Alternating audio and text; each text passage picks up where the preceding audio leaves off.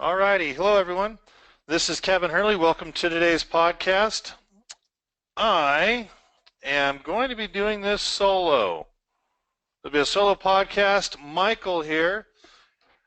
Reason why I'm doing it solo is because Michael's down in Florida. He's wrestling up some business, visiting some clients, and more importantly, I will not be available for the next 3 weeks on a Thursday or Friday. I have a couple weeks of Wood Badge on a Thursday through Saturday. Wood Badge is some Boy Scout training to help these youth in our country get a little bit better.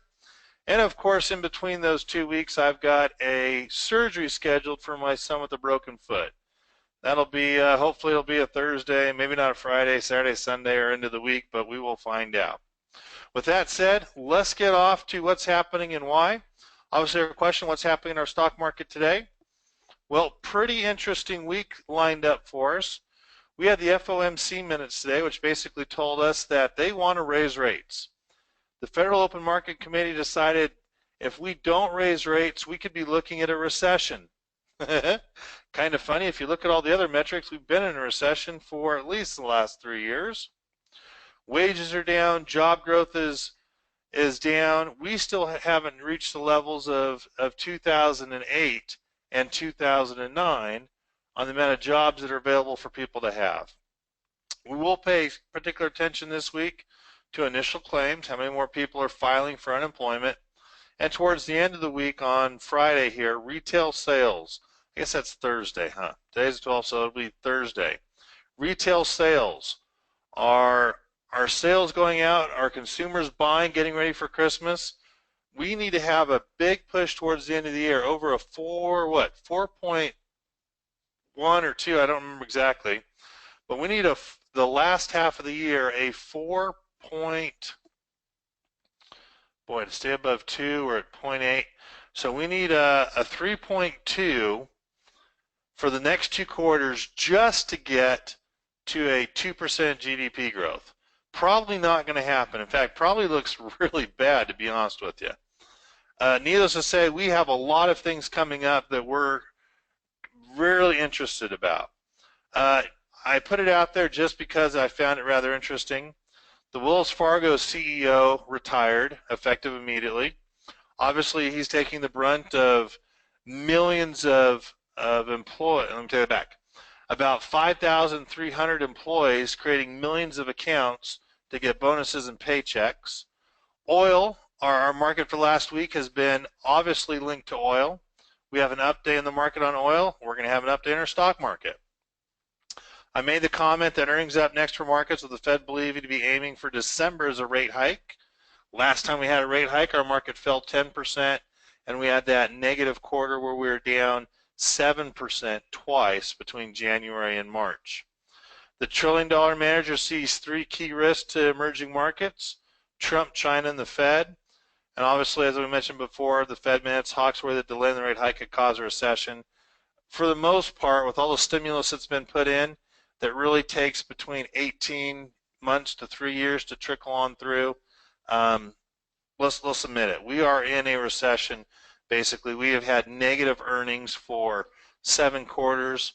Last quarters, we had positive year-over-year, quarter-over-quarter earnings, and it was 12 cents. So if 12 cents is record-breaking earnings for you, more power to you. For me, I worry about it. I worry that we just are not going to have the movement in the earnings that we need to sustain an upward market. One way or the other, my belief after the election, no one's going to be happy, and the Fed's just going to make things harder as we go through an interest rate hike. With that said, we can take a look at the S&P 500. It is slowly heading down. We've been pretty stagnant. Well, we've been down, what, from 293, so we're down 3% from the highs in August. Pretty flat through July, August, September, and the beginning here of October. The reality is we just turned negative. So you're going to notice us adding more protection a little bit quicker here with our crossovers occurring as we see technically the S&P 500 is turning bearish at this time. Not a good sign. That can definitely rebound over earnings. being down at 21.39 for a close today, we have roughly 45 points to the upside. That is a pretty good upside movement that we could in our stock market. In fact, I calculated that wrong. That's a 54-point upward movement. That's almost a 2%, 3% up to those highs. As I move forward here, why do we do what we do using protection? If you remember last time, we talked a little bit about asset allocation model, but I just thought this was going to be interesting and helpful for you. Why do we do what we do? So your $100 stock tanks to 60 with 500 shares. What do? Well, you can sell them because you think something worse is coming on down the line and you're going to be booking a loss. The blue sky rules say that you have to wait roughly 31 days before you buy back in if you want to capture those losses on taxes for a year. It worries me. I'll be honest with you. I get scared when I see my stocks tank that far. Yet it seems like on bad earnings, especially if you're looking at a Twitter, if you're looking at, well, boy, an Apple this year from 135 down to 86. You've seen Disney fall from 122 down to 88. Baidu went 225 all the way down to 146 earlier in the year. What else can I say? Visa has really done pretty good. Highs of 83 down to 76. Ford has fallen from $15.52 down to $12 and change. Has been as low as $11.70 some odd cents. Nvidia's taken off, which is nice to see. There really has been significant stocks that have lost that 35 to 40% or more of their value this year. So what do? Do you then go into indexes and just take an index? Well, we know indexes can't be saved. We know diversification, according to Warren Buffett, is what you do when you don't know what you're doing. But more importantly, the indexes seem to be just as volatile and or can move or be hit just as bad as a stock. Unfortunately, you don't see an index have a big explosive growth. You're not going to see an index on an earnings be able to move 20% like a stock does. So you can always hear from your broker, don't worry, we're in it for the long and it'll come back. Then what do? You sit there and you hate the guy that tells you don't worry, it's going to come back. So more importantly, I thought I'd just go over a little bit. Or do you learn to cheer for it to go down even farther to pick up more shares? What do I mean? I'm going to go ahead, I'm just going to use one of these clear screens. I've really had some good fun with Disney this year. And I'm going to go ahead, I'm going to use Disney falling from roughly 122 all the way on down to 90. Out of curiosity, if I can get a quick comment or two, we're looking at a 25% downward movement on Disney. Oh my gosh, what do? Well, I can tell you, and I'm just going to make a couple simple comments. You can sit and worry, or what do you think we're going to do? What do you think an active manager of your money would do for you?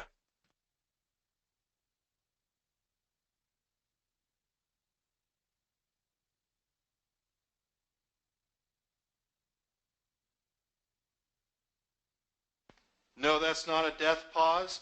I just muted myself. I wanted to give you roughly 10 seconds to think about it. Sorry, just making sure you can hear me there. My microphone I actually just pushed up. I'm sorry that wasn't a death pause. I was giving you 10 seconds to think about it. Take 10 seconds. What are you going to do if it falls down like this? Well, for most people, they've got 1,000 shares of Disney. And I'm going to use that for rough numbers. That's going to be $122,000.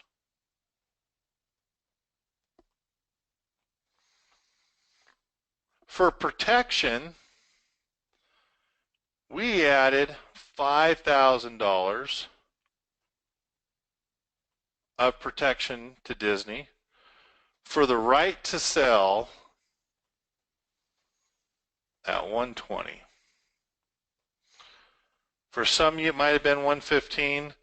I'm just using this for explanatory purposes. But the short answer, we have the right to sell our shares for 120K. And ideally, if it drops straight down, and this is what happened in 2008, this is why we're so confident in what we do. For a 2008 scenario, I'm going to call it a Trump-Hillary scenario / rate hike. You could see $122,000 evaporate to $90,000. We've already seen it happen on Disney. I'm using this as an example. Thank goodness we had protection. What do I mean by that? Well, if Disney is down to $90 a share, right? It's dropped down to $90 a share. What was 120 is worth 90K. Your right to sell at 120, that insurance, allows you to do a simple dollar cost averaging. We'll sell at 120. That's $120,000.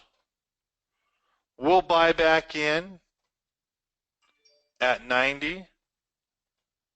If you go ahead and do the math, you have 1,250 shares of Disney. Why is this important? Everyone else that watched Disney come down to 90 has to now wait for it to come back up to 122 to break even. Anything we make on the downside, if we only made $10,000 to the downside, that means you'd only have to wait to 112,000. Usually we make up at least half of it. If we only made up half of it per se, well, you might only have to wait to 100,000 or 102,000. But the key is adding these extra shares. As you see us add extra shares to position, yeah, it cost us $5,000 to do that. And our break even, the 2, the 7, we have to add 7 on top of this. $7,000 we lost in the downward movement. Bought the shares back at 90, so what we're going to do is we're going to take that 7,000, divide it by 1,250. It comes out to be $5.60 is what we spent for that protection. Our break even is now $95.60. That could be $95,600 on that 1,000 shares. When we get back up to 122, we'll even say we'll just get back up to 110. You'll be up 15 grand. This is what we do. This is why it's so important. We are 8 years overdue. Well, I guess we're 4.5 years overdue for a pullback that occurs every 4.1 years. We've got a lot of things setting up for next year. Brexit's actually leaving. China's numbers don't look very good. We can't seem to get oil up, which means construction and industrial production is way down.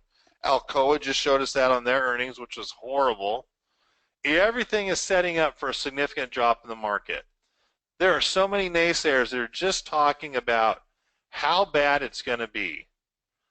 Just know if we have another 2008, everyone else is going to be down 50%, and you very well could be up 8 to 18 like last year. Like last time we went through a 2008 scenario. We're going to have your money protected. You're going to be in good shape. We might have done a little overprotecting so far this year. I'd rather overprotect when we're told we're going to have 4 rate hikes. When 1 rate hike dropped our market by 10%. When they come, when the market overreacts, if we don't like our president, if we have bad earnings, if China goes down, if oil continues to go down, if the Brexit really causes pandemonium through Europe like it's supposed to, we're going to be okay. I can't tell you enough. I tried my own money. I trade my own money this way. I've tried everything else that's out there. This is what's going to make the big difference. If you use a Monte Carlo simulation or A lot of people ask me, Kevin, how come you don't do more financial planning? It's because the ridiculous range that you see there is $1,000 can do nothing for a 30-year period, or it can grow by tenfold. The standard deviation and the ridiculous risk in this market right now actually has the Monte Carlo simulation flipped upside down. There's more risk to the downside than there ever has been an opportunity to the upside. Guys, I appreciate being able to help you out.